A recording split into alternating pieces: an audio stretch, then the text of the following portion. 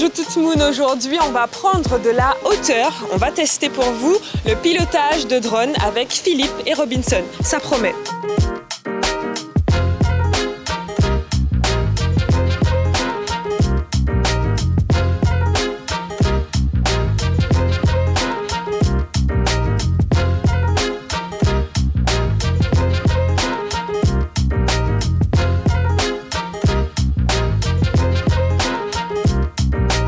Après un peu de théorie, place à la pratique. Je vous avoue que les manettes et moi, ça fait deux, mais bon, on verra. Donc on va vous habiller, parce qu'on a besoin d'être vu. Le principe, c'est que quand on est sur un chantier, et c'est obligatoire d'avoir un gilet haute visibilité, on puisse identifier très rapidement le pilote. Donc ça fait 3 jours qu'il est en formation, et comme tu peux voir, il est capable de gérer complètement le vol.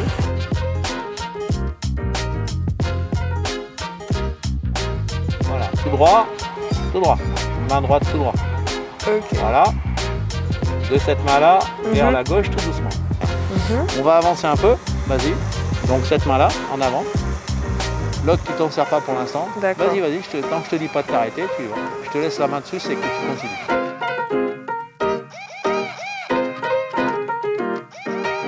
Et tu descends tout doucement, jusqu'au sol, jusqu'au sol, jusqu'au sol. Descends, descends, descends. Continue à baisser le truc. Et voilà. Ok. C'est bon? Ouais, c'est bien. Bon, on est, Ah, c'est trop bien. J'avais très peur parce que je ne suis pas du tout une adepte des joysticks, tout ça là. Les consoles, c'est vraiment pas mon truc. Mais pour le coup, ça va. Ça va, je suis contente.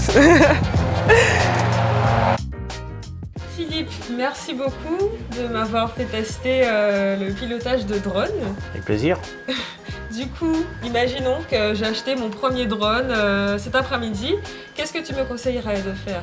Alors la première chose, c'est que la loi française a obligé de mettre dans la boîte du drone les commandements de ce qu'il faut faire et pas faire. Donc il y a une petite notice faite par l'aviation civile qui est dedans, donc déjà c'est la lire. Ensuite, il faut savoir pourquoi tu achètes le drone. Si c'est pour en faire un loisir, eh ben, il faut se conformer à la réglementation des loisirs. Justement, tu peux nous rappeler où on peut trouver toutes les informations? Alors, le point d'entrée unique, c'est celui de l'aviation civile. Vous prenez n'importe quel moteur de recherche, vous tapez DGAC, suivi de drone, ok, et ça vous emmène aux endroits où on vous dit, vous voulez parler des drones professionnels ou des drones de loisirs. Merci Philippe. Avant de terminer, tu aurais pas une petite anecdote pour nous là? Oh, même une récente. Faire voler un drone, c'est jamais innocent. C'est un problème de sécurité.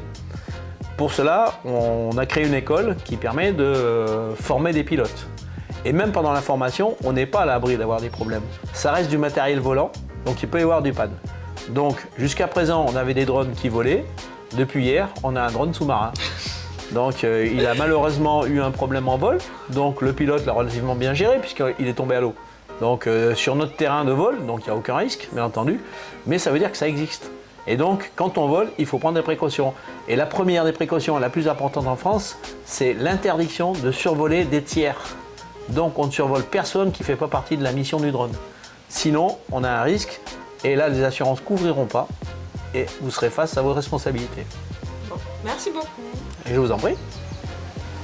Allez, c'est déjà fini. J'espère que vous avez apprécié ce petit moment d'évasion. En attendant, faites-nous profiter de vos merveilleuses images aériennes de la Martinique en nous taguant sur Instagram avec le hashtag #LocalMartinique. Allez, bye bye.